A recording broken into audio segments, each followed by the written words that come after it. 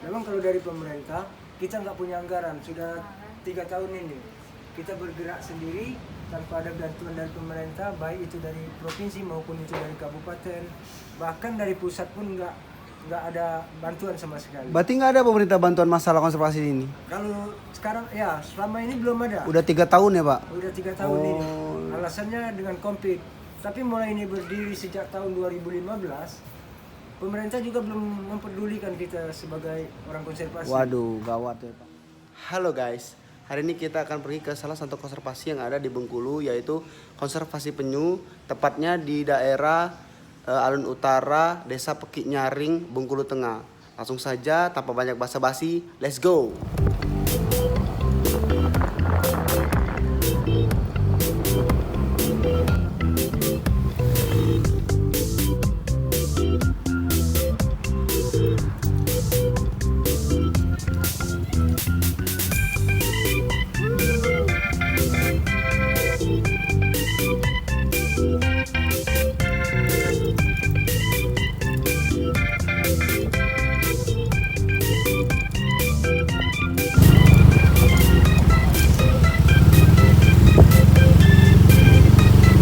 Ibu.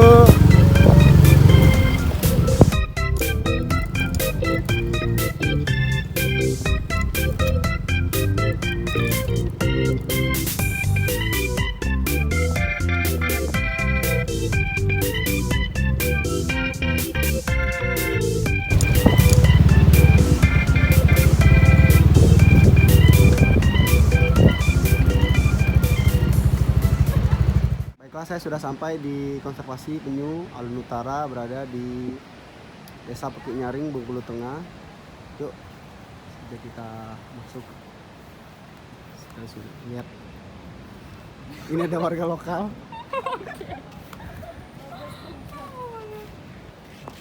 Tempat ini mana tempat ini?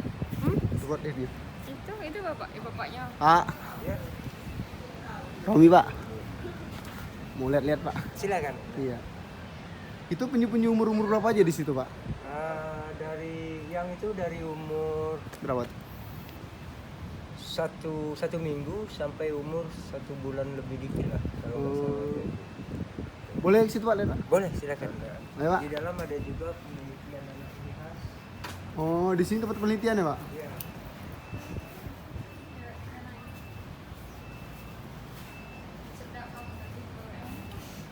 Ini umur berapa Pak? Ada yang umur satu minggu, yang paling kecil 1 minggu, ada yang umur 1 bulan lebih. Dan kalau yang ada yang besar Begitu? ini udah umur 10 bulan. Oh, 10 bulan.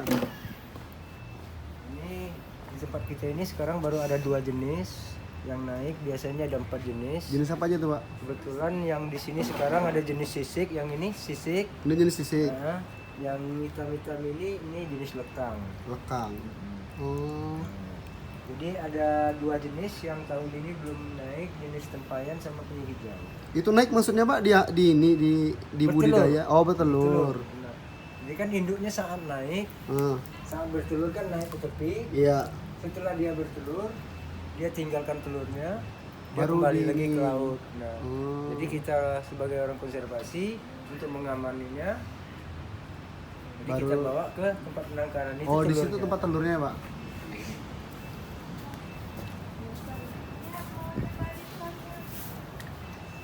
Ini semua telurnya kemarin kita punya sekitar kalau itu 17 sarang. 17 sarang. Jumlah telurnya kemarin itu 2.330. Itu sekali apa ngambil gitu apa memang sekali waktunya apa? Waktunya penangkaran apa gimana tuh Pak? Enggak, 2000 tuh. kalau 2000-an telur itu ada sekitar 16 induk. Oh, 16 induk. Nah, dalam satu induk seperti ini, dalam satu induk ini ada 180 butir. Oh, berarti ini satu kotak ini untuk satu induk ya Pak? Iya, satu kotak satu induk. Oh, gitu. Ada yang 80 butir, ada yang 130, ada juga yang 100 butir. Oh. Biasanya tuh kalau per kotak tuh tingkat keberhasilannya berapa persen, Pak? Alhamdulillah tingkat keberhasilannya bisa sekarang ini bisa mencapai 95%. Ketimbang di alam bebas mending bagusan di sini ya Pak. Iya. Kalau di alam bebas mungkin karena pemangsa ya Pak. Iya. Gitu. Kalau di sini kan lebih terawat, Lebih terawat, terjaga, ya. lebih terjaga. Berarti berapa lama sekali di Pak diperam kayak gini Pak? Sekali Waktunya. itu waktu lama pengeraman 60 hari paling terlama. 60 hari Itu terlama. biasanya kalau suhunya bagus 52, 55 itu udah naik. Oke. Makanannya apa tuh Pak kalau bayi-bayi itu Pak? Nah kalau yang bayi-bayi ini makanannya itu ada udang rebon namanya. Udang rebon. Kalau yang udah gede tadi itu kita kasih umpan segar ikan dari laut langsung kita kasih. Oh, kalau yang gede ya? Yang udah berumur 3 bulan ke atas. Ini umur apa yang kecil ini Pak? Nah itu sama 10 bulan. 10 bulan. Biasanya pelepasannya nih yang kecil-kecil nih berapa ini Pak? Hari-hari keberapa biasanya Pak? Nah kalau untuk pelepasan sebenarnya itu nggak tergantung hari, cuman kelihatan kelincahannya. Kalau memang dia lincah, Oh, kita memang bisa udah lepas. waktunya Nah, baru tapi paling lama kita itu 2 bulan. 2 bulan ya Pak. Tempat penelitian di dalam itu ada apa aja Pak? Sama penyulekang itu penelitian anak unihas.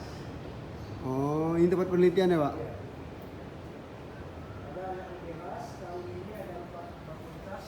Dari Provinsi Bengkulu ada 2, dari luar provinsi ada 2, yaitu dari UNPAD, Universitas Pajajaran, 1 dari UNSRI 1, dari Palembang. Yang dari Bengkulu anak kehutanan, jurusan kehutanan Universitas Bengkulu, 1 lagi anak bapak sendiri kebetulan Oh, dari Unihas. Unihas. Nah, biasa kalau mau penelitian ini susah nggak Pak ngurusnya? Hah? Ngurus penelitiannya gitu, izin apa gimana-gimananya? Kalau dipelajari nggak susah, Nggak susah? nggak susah. Oh, Tapi kalau memang mau mempelajari, tapi kalau nggak dipelajari ya agak susah. iyalah. Betul tuh Pak kalau masalah itu Pak. Lucu-lucu ya Pak punya Pak? Kayak saya lucu. Lucu nabang dikit Pak. Eh, Ini dari sama juga, dari ekonomi juga. enggak, saya nih hobi jalan-jalan Pak, kan lihat itu apa namanya snapnya ini nih kan Laras nih di Instagram kan, makanya saya bilang di mana itu, karena di Bengkulu nggak tahu, saya jujur aja saya sering jalan-jalan kan Pak, kujung pernah lihat di map itu tuh kan daerah ini, cuman nggak apa, karena kita takut kan nama konservasi kan kayak tempat-tempat yang nggak sembarang orang bisa masuk, takutnya nggak boleh. Kebetulan Laras ini kan, makanya Dek kapan ini ajak abang, makanya oh ada momennya sekarang. Aku aja karena semangat ngebut sampai Pondok Kelapa situ nah Pak, sampai pom bensin. Jadi aku kan, Dek di mana Dek? Ya kejauh nian bang. Wah Dek nanggung nian abang Dek, ya udah lah balik. Tadi Bapak dengar tadi, kalau untuk konservasi ada orang-orang tertentu. Enggak, sebenarnya untuk konservasi di mana aja, untuk semua di Indonesia itu enggak terbatas siapapun Nggak terbatas, orang ya. untuk mengunjung, apalagi untuk menyebar luar informasi, memang itu diperlukan. Nah, setiap konservasi juga enggak akan mengambilkan biaya, enggak, itu tinggal istilahnya dari pengunjung pribadinya. Memang meski kami sekarang di konservasi kami ini di Alun Utara, kita cuma hanya mengandalkan dari Diatsu, karena Diatsu adalah sponsor utama kita. Oh Reatsu. Nah, semuanya ditanggung oleh Diatsu. Memang kalau dari pemerintah kita nggak punya anggaran, sudah 3 tahun ini kita bergerak sendiri tanpa ada bantuan dari pemerintah, baik itu dari provinsi maupun itu dari kabupaten, bahkan dari pusat pun nggak ada bantuan sama sekali. Berarti nggak ada pemerintah bantuan masalah konservasi ini? Kalau sekarang ya selama ini belum ada. Udah 3 tahun ya Pak? Udah 3 tahun ini. Oh. Alasannya dengan COVID. Tapi mulai ini berdiri sejak tahun 2015, pemerintah juga belum memperdulikan kita sebagai orang konservasi. Waduh gawat ya Pak. Yang ada bantuan itu kalau nggak salah seperti gedung ini dari Lokal Serang tahun 2018. Gedung ini? Nah, Oh, lokal Serang tuh Pak? Lokal Serang yaitu BPSPL, pengawasan ruang laut. Nah, yang beri kita bantuan satu gedung, satu unit gedung. motor untuk mengangkat air.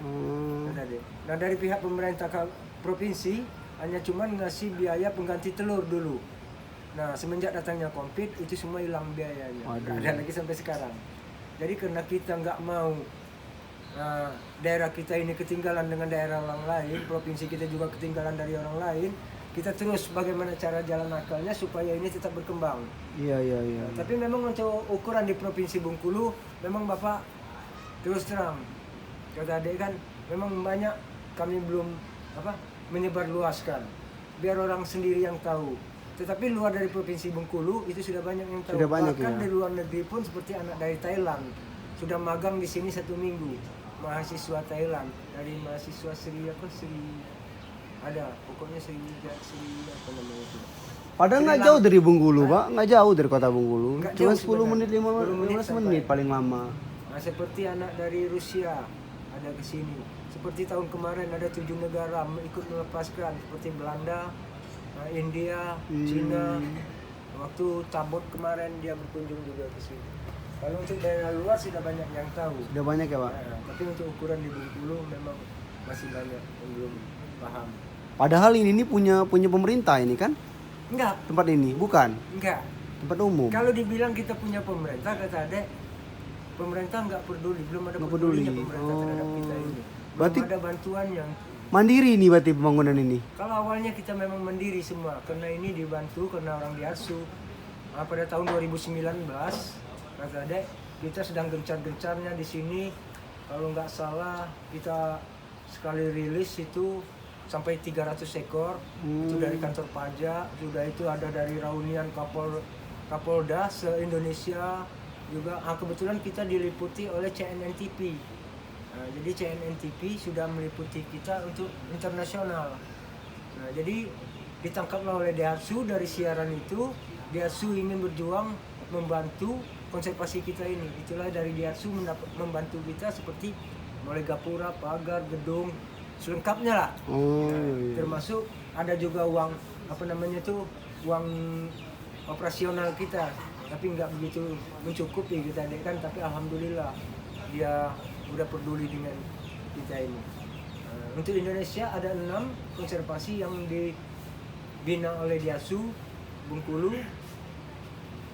Kalau untuk Sumatera, Bengkulu, Padang, di Pasir Jamba, di Medan, Tapanuli Selatan, sudah tuh di Bali, di Kepulauan Seribu, ada 6 konservasi yang dibina oleh Daihatsu, alhamdulillah berjalan. Berarti kalau misalnya ada wisatawan gitu kan mau ngerilis apa gimana itu boleh gitu. Siapapun boleh. Boleh. Nggak ada larangan. Nggak ada larangan.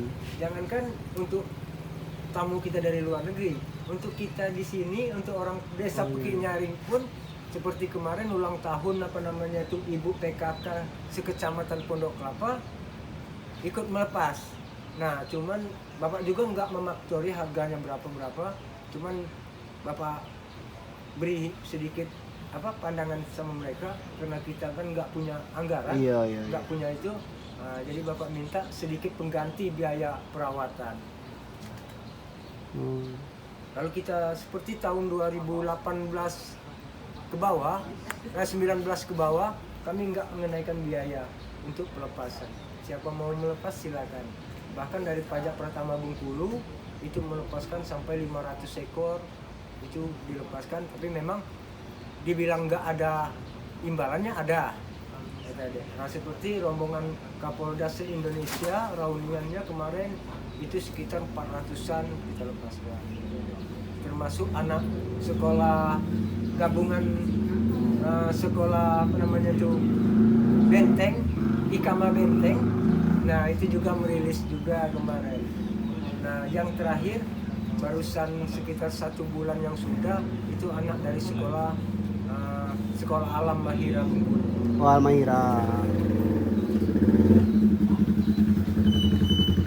Pokoknya jangan takut masuk, dia sendiri yang merasa rugi karena nanti dilaporkan anak konservasi ganggu pengunjung, nggak usah kesana. Jadi nggak usah takut, nggak usah bertanya, nggak dipungut biaya juga, masuk juga nggak kita pungut. Sampaikan dengan kawan-kawan, kalau mau berkunjung, mau merilis, silakan. Yang penting ada tuki. Iya. Ini kenapa Pak kalau dia diem gini Pak? Hah? Mager Pak? Enggak, dia tidur. Oh, tidur. Kadang-kadang dia tidur. Mager Pak nih, dia ditersenggol-senggol kawannya nggak ini Pak.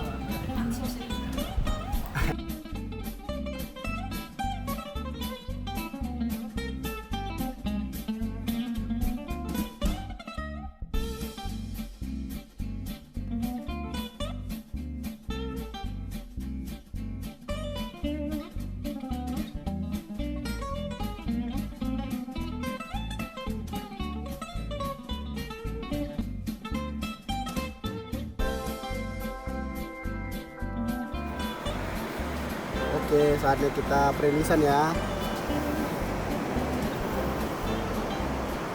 Jalan nih.